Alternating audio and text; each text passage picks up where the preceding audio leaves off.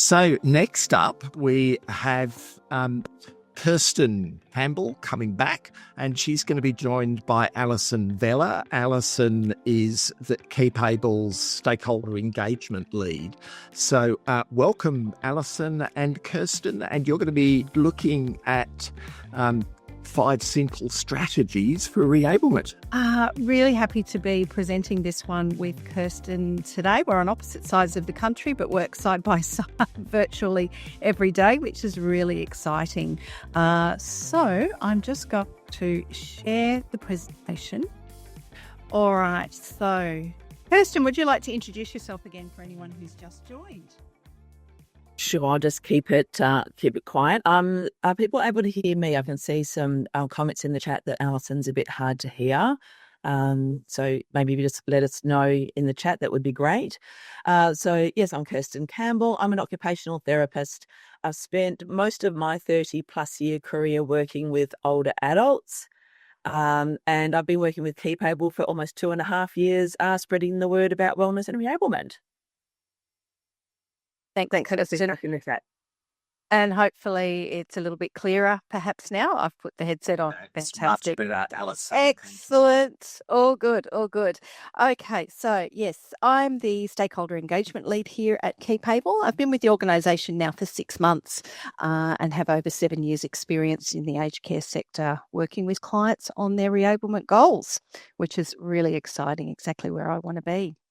Firstly, we're going to use the term reablement on its own mostly today, not the full terminology of wellness and reablement, just to keep that mouthful as simple as we can. And in this session, we'd like to distill reablement opportunities into 5 key categories to help simplify the process for everyone. We're going to link you to resources to support you with the context, so you won't need to take loads of notes. Okay, thanks, Alison. So in case you just arrived, in this session and throughout the day, we're really trying to tell a story or build a story. And so this session is really going to build on some of the content that you have heard already. So we started talking about life curve. And so when we're talking about these really simple reablement strategies that can be implemented, we'd really like you to be thinking about them in the context of some of the take-home messages from that session. So we know that lifestyle influences the aging journey. We also know that early interventions give better outcomes. So let's think about where we can be using these strategies nice and early. Hilary talked to us about fighting frailty, and she highlighted on her frailty scale those sectors, I think it was 4, 5 and 6 in that frailty scale, where Commonwealth home support programs can really be at the forefront of frailty prevention. And so hopefully some of the strategies we talk about today are really going to help you in that context. And of course, we just heard from from Dr. Anne Ring talking about ageism. And the concern is that ageism does exist in health services, but it shouldn't.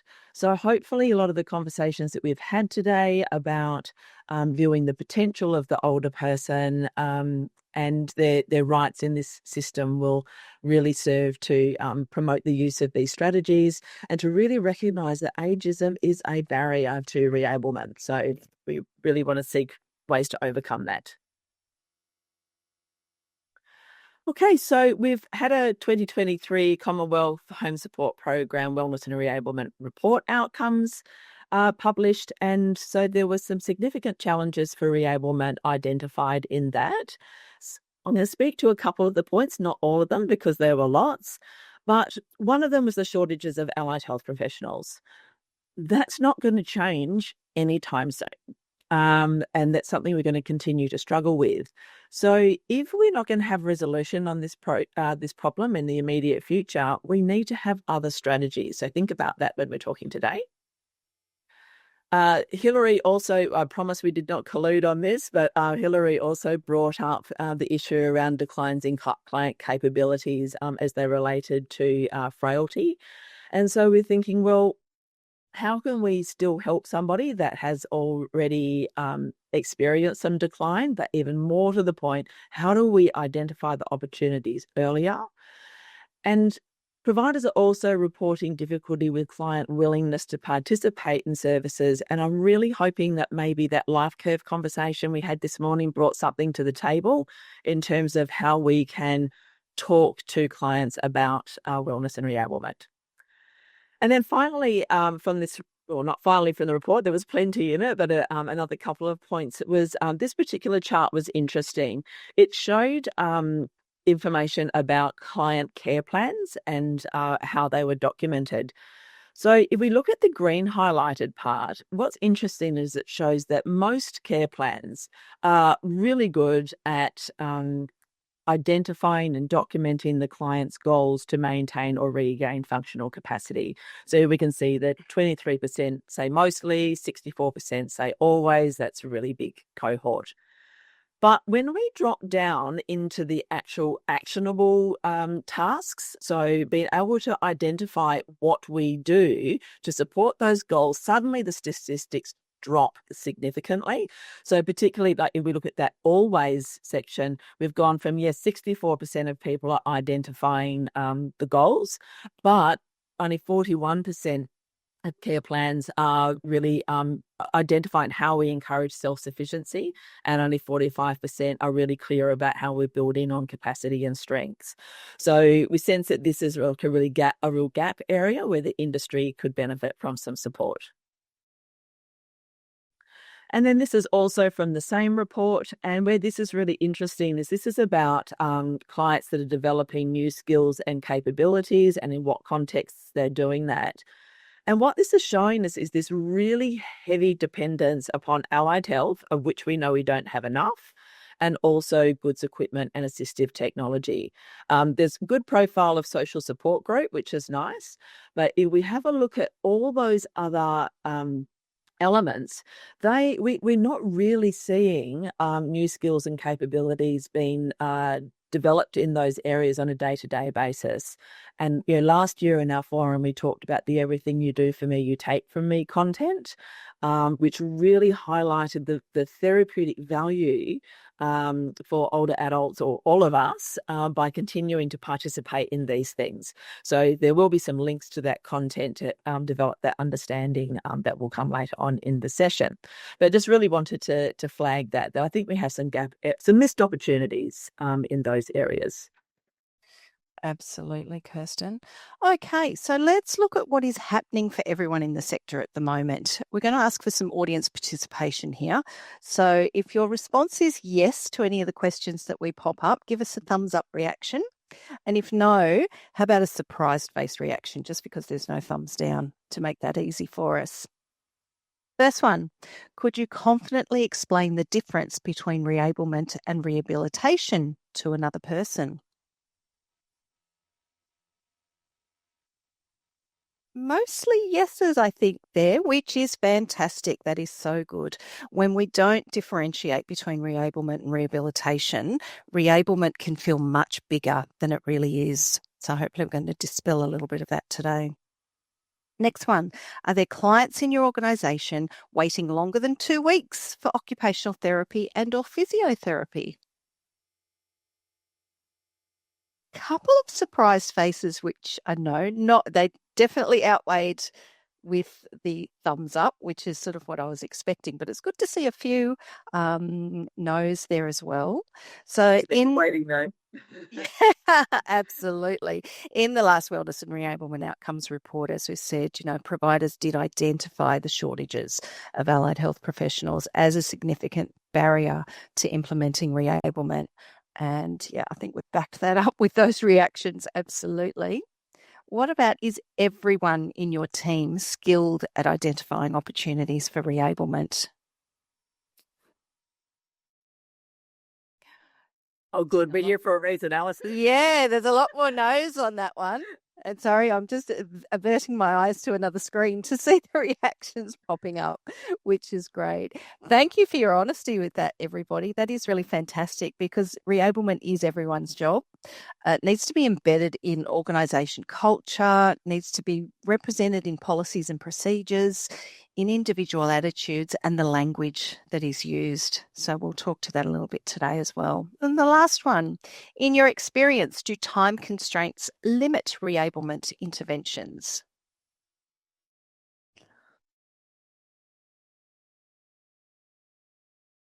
And probably mostly yeses, but a few no's as well, which is awesome. We're sort of talking here about considering the time to do reablement and the time to think about reablement. Thank you for your participation with those. Okay. So when we think of reablement and rehab, when we think of rehabilitation, these things in this image may be what you're thinking about. It might be about a multidisciplinary approach, a lot more complexity, and more steps that need to be taken for the person to reach a goal, and the inclusion of case management as well. Reablement, though, on the other hand, can use simple strategies a little bit often and can be done in the home. It builds on the person's strengths and capabilities and does not need complex processes or case management. So hopefully we're going to dispel a few thoughts around that today.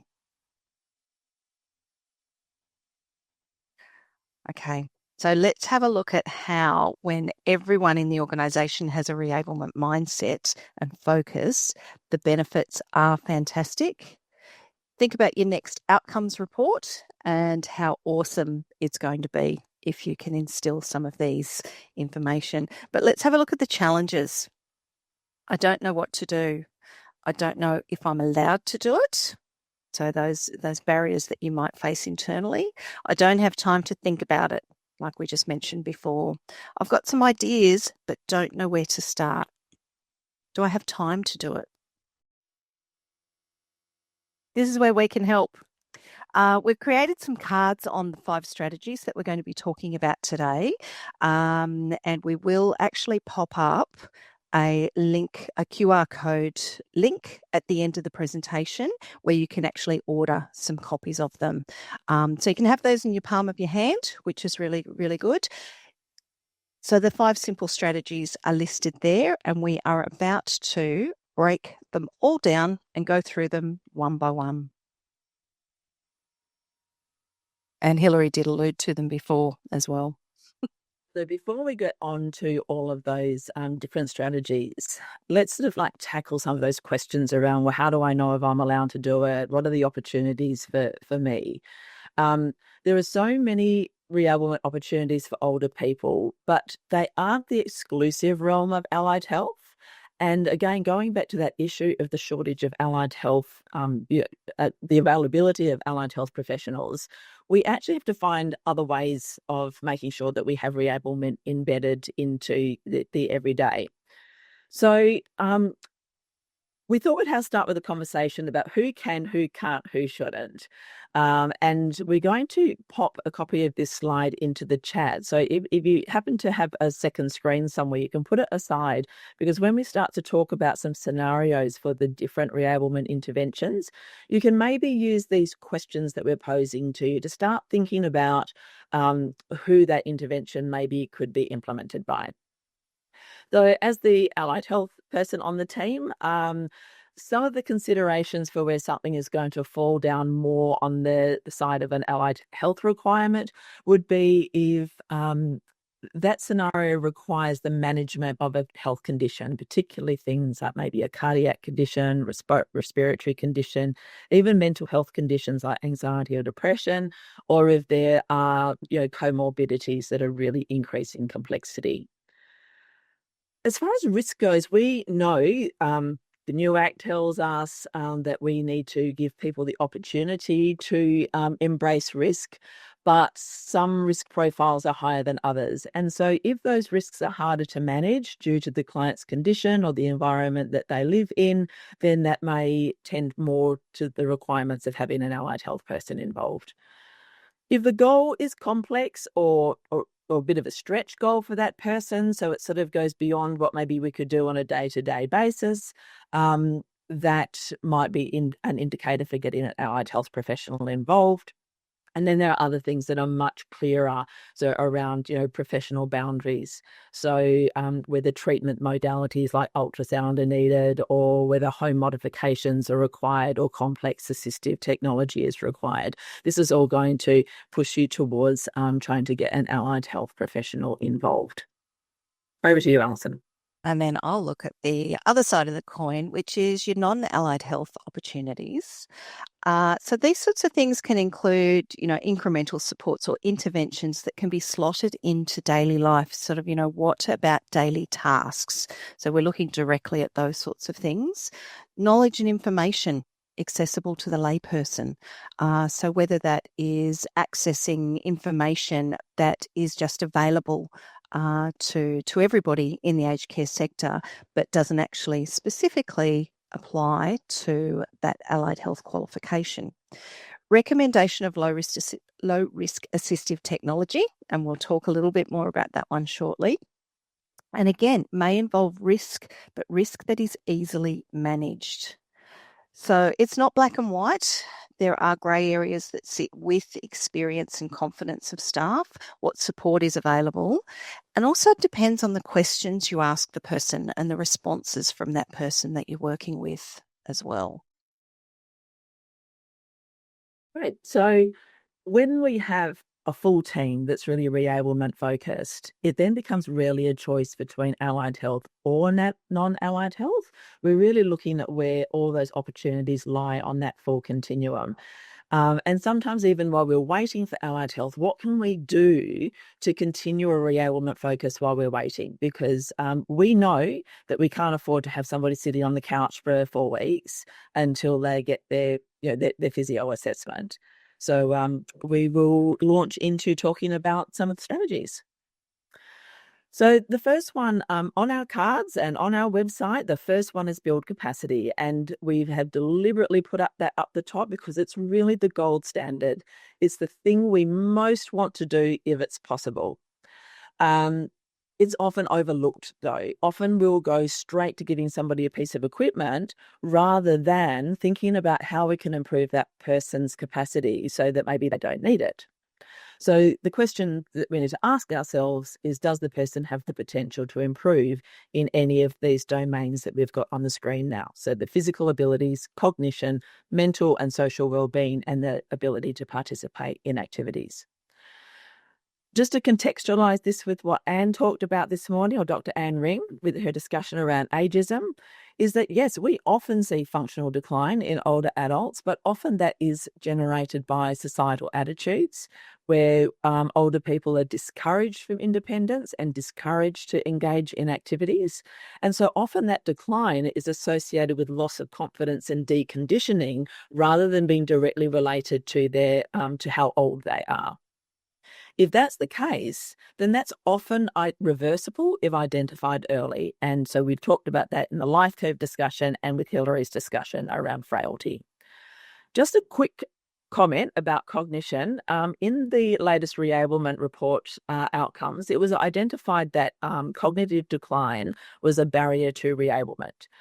And it certainly adds complexity, but what I would suggest as an alternative consideration to that is that cognitive decline is often secondary to being understimulated, bored, not sleeping, depression and anxiety, and all those sorts of elements that are often quite manageable. So many of those influences that impact negatively on cognition can be addressed through increasing activity. Declining cognition is not always indicative of a move towards dementia. Great points, Kirsten. Thanks so much for that. Okay, so when we're looking at building capacity, we're looking at getting everybody working together, the client, the allied health team, the non-allied health team. And we are going to throw out some scenarios to you now, and we'd encourage you to, if you do have a second screen, pop those allied health versus non-allied health questions on another screen so you can have a think about it. We're going to pose some scenarios to you and talk about who might be able to undertake those interventions. Fire away, Alison. Okay, so teach a person to use online resources to find simple recipes and learn cooking skills. that's the type of thing. It's a really simple idea and something that anyone can recommend. It's really practical and really easy. So it definitely doesn't need allied health intervention for a recommendation like that one. Or it's certainly something that a non-allied health person can work on, and if there's increased complexity, we could go to allied health if required. Absolutely. If we look at a scenario where we're wanting to improve a client's ability to walk outdoors after a recent fall, and that client has a painful knee and they need a mobility device prescribed, this is sitting much more on the allied health continuum. This person has quite a big goal that they want to achieve, because walking outdoors is much harder than walking around your house. They've got the complexity of the painful knee, and they also need a mobility device prescribed, which is not a low-risk assistive technology item. Right. Okay, build client's confidence to walk at the supermarket after a recent fall. The client has no injuries, their mobility status hasn't changed, but they are nervous. This is one of these ones, an example of a grey area. Of course, it's going to depend on the person themselves, the other questions that you ask, and you could think of several ways to support them with building that confidence. But at the same time, you may then need to refer to allied health. And in the meantime, though, you can make those simple recommendations to support them to build that confidence while waiting for the referral to be put in place. So this could be one of those combination situations. And again, they're all case-by-case basis and dependent on the actual person. Okay, so we're looking to develop an exercise program to improve strength, balance, and fitness for somebody with heart disease. This is sitting in the allied health space. We're looking at managing a significant health condition. There are obviously lots of precautions that need to be attended to when we're looking at developing exercise programs. And this is going to sit in the realm of the allied health team. And the last one on here, client is receiving assistance for showering. Before the shower, you encourage them to get their own clothes from the wardrobe instead of doing it for them. So this doing with, not doing for. So using questions for guidance is the key. Might involve some risk mitigation or need an allied health review about mobility or balance. And this could need assessment on a case-by-case basis. A small step here, though, is reablement, and very helpful with the way you give them some very practical ways to manage that particular task and keep them safe. Okay, so adapting the environment. So as an OT, I'm very aligned with this as a strategy. So for the purposes of this discussion, we're using the term adapt, not modify. So when we're talking about modifying environments, that often is falling in the realm of the occupational therapist, particularly if we're looking at installations or actually making physical changes to the structure of the home. Adapting is a much less provocative word. And so a lot of clients do not want their very beloved home modified, but they're often much more receptive to the idea of having some subtle adaptations made. It's just changing things up a little bit. So we're definitely looking at just very subtle changes to the environment as opposed to modifying the environment. Okay, let's look at the first one. Recommend sensor lights for nighttime safety. This is a really simple idea that anyone can recommend, practical and easy. So again, a layperson could absolutely make that recommendation for their client.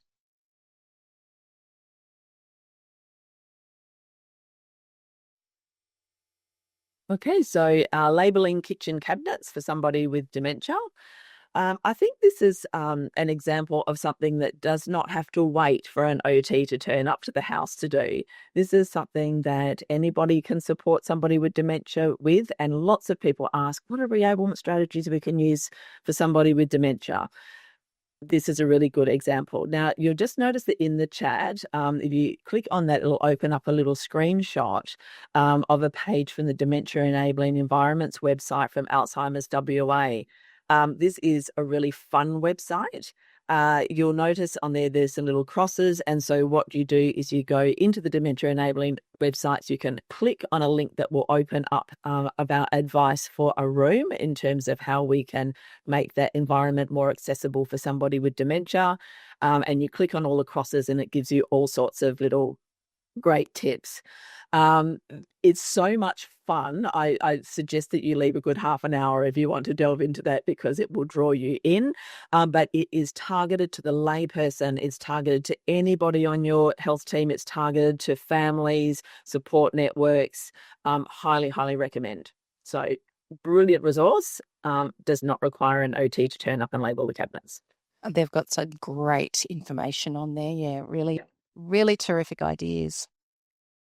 Installing a ramp for a wheelchair user, that's a straight up allied health intervention. Okay, placing heavy kitchen items such as casserole dishes or slow cookers between hip and shoulder height. I do this myself at home and have recommended many times to clients that I've seen. It's all about that ease of access and reducing the risk of injury, so it doesn't need allied health intervention. And then just moving some furniture in the living room to make room for mobility aids to pass through. We've all been to that house, I'm sure, where someone's getting through with their walking frame and the wheel clips the coffee table on the way through. The chairs are put too close together and nobody ever thought to move them. That doesn't require an OT. By all means, just be observant when you're in that person's environment and there are some subtle adaptations that you can make, then go ahead and do that. But most importantly, in consultation with the client. Sometimes they can be initially reluctant, so we kind of need to have a little bit of a penny dropping process. So maybe that first time it could be, that walking frame would get through there a little bit better if we just moved the chair. Like, what do you think about that? And they may not take you up on that immediately, but then you've given them some time to think about it. And maybe next time you come back, they may be much more amenable to that idea of, moving a few things in the house. And people really do prefer sort of, you're just providing, gentle information and suggestions for them rather than instructing. Definitely. Okay. Talking now about modify the task, which is one of my favourite ones. Considering what steps someone is taking during the process of a task can help to identify some simple changes that you might be able to recommend for them. Think about how you would do it differently if you needed to. That's sort of a strategy that I have quite often used myself. So the first one, recommend sitting down to prepare food for energy conservation. Again, this is a nice simple strategy that can be applied to anybody regardless of, sort of medical conditions and things like that, unless they can't sit for very long. So again, dependent on the person, but a very simple strategy that does not require allied health intervention for that one. Suggest breaking up household cleaning into smaller tasks. Spread it over the day or across a week, even across a month if you need to. There's a lot of different methods for doing that sort of thing. Long gone are the days where we all have hopefully, only a couple of hours to get all the cleaning done in a week. If people have the time and can break it up, that is a fantastic strategy and something that, a layperson absolutely can recommend. Okay, we're looking at supporting a client with lung disease to manage daily tasks using pacing strategies and oxygen saturation measures as an education tool. If we go back to our questions, we're really looking at a scenario where somebody has a complex condition that needs to be managed. We're looking at quite nuanced strategies, and we're using equipment to help inform that decision making or that process. And it's likely to be quite a process, and so this is going to be sitting much more in the realm of allied health. Okay, provide written information in large print for people with vision impairment. There are so many ideas and examples of how you can support someone with a vision impairment, and this is just one simple example, again, that anybody can recommend. Okay, so I'm going to apologise for getting excited about this one, which is about reducing the number of items in each shopping bag so it's easier to lift. This seems really innocuous until you realise that by modifying the task, we can also build capacity. So if we go to the shop, if you're assisting somebody with their shopping and we load up all the shopping bags and it's that person is unable to lift the shopping bag out of the trolley and into the car, then they're not going to participate in that at all. If we can have at least a few shopping bags with fewer items in it so the person can lift it, we have modified the task, but now we are actually also building capacity by enabling them to lift. It's like resistance training, but without going to the gym. So one week they might lift one bag in, the next week they might do 2 bags. Maybe over time they can lift a couple of slightly heavier things. So we are going to talk later about the fact that often we can use different reablement strategies in parallel. Fantastic. It's just another reminder that small changes can make a really big difference. Yeah. I used to recommend too that people actually speak up at the supermarket and ask them not to put so much in each bag as well. Give them a voice. Yep. Okay, moving on now to recommending assistive technology. So before we get to our examples, just going to talk a little bit here. So using AT can make tasks easier and possibly safer for your clients. Oh, I'm getting a bit of feedback. Is anyone else getting that too? No, it's gone. Good. Okay, I'll explain briefly the 3 categories. We've also added the link at the end of the new AT Home Mod Scheme document and where all the individual items sit in that program as well. So in all of our resources at the very end of today, you'll have a link to that as well. As a general intro though, you've got low risk AT, which is the green. That's the type of things you can buy off the shelf, maybe at the chemist, Kmart, Bunnings. They're simple to use, do not need a big instruction manual or training to use them. Under advice, or the amber category, you can possibly still purchase those sorts of things at the same places. However, they should be used with advice from someone with experience or knowledge, mainly to ensure safety and no risk of injury. And then the last one, of course, complex AT, which is red, are the specialised and must be prescribed items by an allied health professional.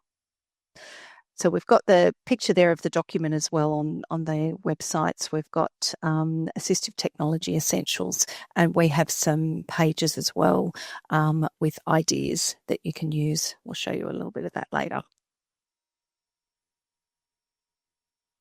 Okay, so recommending, let's have a look at some of these examples. Recommend a kettle tipper to pour boiling water. I absolutely love this item. I've recommended to so many people over the last few years. A simple thing like being able to make your own cuppa or make a cuppa for someone else can be really important to someone, and that is something that can be recommended without allied health prescription for sure. Okay, so prescribing a walking frame for someone with poor balance. So if they've got poor balance, they've really got that elevated risk. And when we're looking at providing a new piece of equipment that is not low risk assistive technology, as a walking frame is, then that is an allied health intervention. Recommending a long-handled reacher for putting on pants. These particular items are so handy for so many reasons and so many uses. And again, don't need allied health intervention, but just a great practical tool. Okay. Suggesting a laundry trolley for moving things around the house. So often we might have somebody who's quite mobile around the house, but it's really difficult to pick up a big armful of towels and take them to the linen press. So maybe we might suggest to the person to use a trolley. This is one that really sits in that grey area where it's really important to come back to those questions, because what you don't want is somebody with mobility difficulties using a laundry trolley in lieu of a walking device. So if you have concerns about the person's mobility and balance, then we're really needing to do that allied health referral to make sure that they're getting an appropriate item. If it's somebody who is really independently mobile around the house but just finds it difficult to carry a few items, then that could be a really appropriate recommendation for a non-allied health person to make. So again, it's coming back to the fact that we often don't come down one or the other. We really need to use those questions to inquire to the team about how to proceed. Absolutely. And the last one, use large calendar clock for people with vision impairment or dementia. again, these sorts of items are really helpful in a number of situations. So for this one, we've referenced a person with low vision or a person with dementia. There's so many things out there and available. So again, don't need allied health intervention for something like that. Again, just another very practical strategy that you can recommend. So again, even those small things like a suitable piece of equipment at home can help somebody to remain really independent, which is great. So really quickly on this one, we will provide the link to our webpage that I mentioned that's specifically about using low-risk assistive technology. We've got a lot of examples, images, etc. on the different categories that you can see there on the screen. So this can be a great short-term option while someone is building their capacity as well. So we can build things up. So there'll be links at the end for all of that.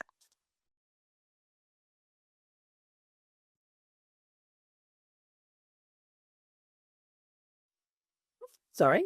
The last strategy is the providing information.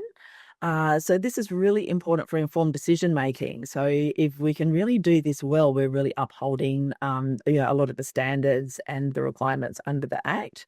So one of the things that we might share with somebody is information about the BrainTrack app to monitor cognitive changes. So this is a tool that's been made available to the general public, so it's not a clinical tool. So that's something that if somebody is wanting to monitor their cognition, it could be useful. We still recommend it with caution, because if we've got somebody that suffers quite severe anxiety, then we don't want to give them a BrainTrack app that they're really going to get so caught up in, it's actually going to escalate their anxiety. So just because it's a non-clinical tool and generally available, we still recommend with caution. Right.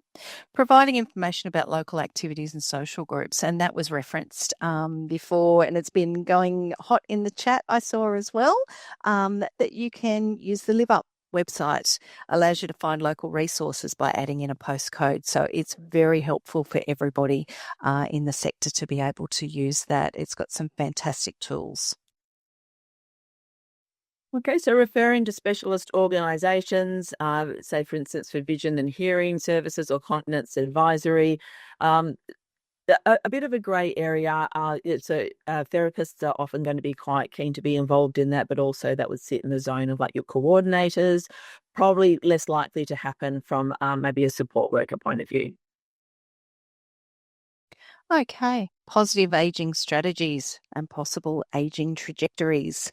Again, with this one, there is so much information available now. You've heard all about the life curve this morning. So it has all the research and everything behind it, so it can be used by anyone. So there are a lot of different resources out there that you can actually use. And safe use of a new wheelchair. Wheelchairs are not low-risk assisted technology, so when they are prescribed by a therapist, the follow-up for the education and training should also be done by the prescribing therapist. Fabulous. Okay.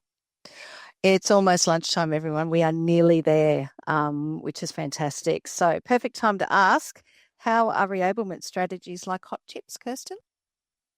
Reablement strategies are like hot chips because you can't stop at one. I have been following the chat out of the corner of my eye with interest, and Kate Swaffer has actually brought up some great points that actually I'm just going to talk to those instead of mine, where clients will often benefit from more than one reablement strategy. So there's been some discussion in the chat about, well, why would you go straight to prescribing a walking frame? Why aren't we prescribing exercises? Sometimes we need to prescribe AT as a compensatory strategy whilst we are building capacity. So in that circumstance, if somebody's mobility is quite poor, we're concerned they're at risk for falls, let's give them a walking frame if that's what they need, but let's also build capacity by embedding an exercise program. And one thing I'd really encourage people is don't just accept that the walking frame now needs to stay.